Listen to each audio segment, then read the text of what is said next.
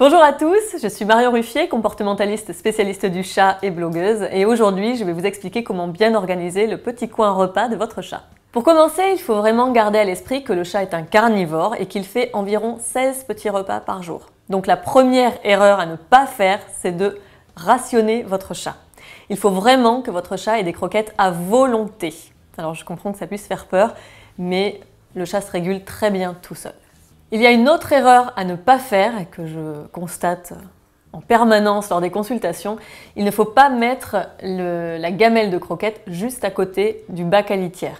Alors même si le chat n'est pas dégoûté par les odeurs de ses urines et de ses selles, il ne mélange pas tout et on peut le comprendre puisque nous, ça ne nous viendrait pas à l'idée d'aller manger assis sur les toilettes.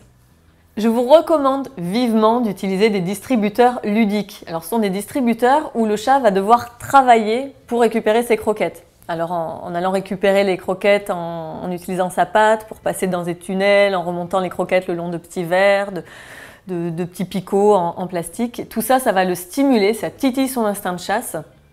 Et ça a l'air de rien, mais vu qu'il mange à peu près 16 fois par jour, 16 fois par jour, dès qu'il aura un petit creux, il va être stimulé. Et c'est toujours ça de prix. Vous pouvez tout à fait lui proposer un peu d'herbe à chat. Donc l'herbe à chat qu'on va trouver chez le fleuriste par exemple, donc ça va être des graines d'avoine germées par exemple ou de papyrus. Par contre, c'est pas une nécessité.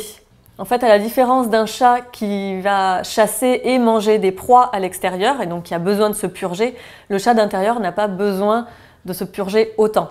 Par contre, s'il a tendance à beaucoup vomir des boules de poils, préférez la pâte de malt qui sera beaucoup plus douce. Si vous avez 2 chats ou plus, je vous conseille vraiment d'installer 2 distributeurs ludiques à 2 endroits différents. Ça ne veut pas dire qu'ils auront chacun leur distributeur, mais qu'ils auront la possibilité de manger sans avoir à se croiser. Donc ça va vraiment diminuer des potentielles tensions entre eux. D'ailleurs, si vous leur donnez aussi un petit peu de pâté, mieux vaut qu'ils aient chacun leur assiette. Côté boisson, il faut savoir que le chat dans la nature s'abreuve aussi du sang de ses proies. C'est pas très évident à la maison et il va falloir trouver des petits systèmes pour l'inciter à boire plus. De plus, le chat préfère l'eau fraîchement oxygénée. C'est pour ça que vous allez peut-être l'observer en train de boire au robinet directement ou dans une flaque d'eau qui va vous paraître dégoûtante plutôt que dans son bol. Pour l'inciter à boire plus, donc, je vous conseille d'installer plusieurs petits bols d'eau à plusieurs endroits de la maison et il ne faut pas hésiter à les changer de place de temps en temps. Ça va titiller la curiosité de votre chat qui va boire un petit peu plus. Et d'ailleurs, vous n'êtes pas obligé de mettre l'eau dans des bols, mais vous pouvez aussi choisir des petites tasses, des petits verres d'eau. C'est souvent plus marrant quand ça ne ressemble pas au bol traditionnel.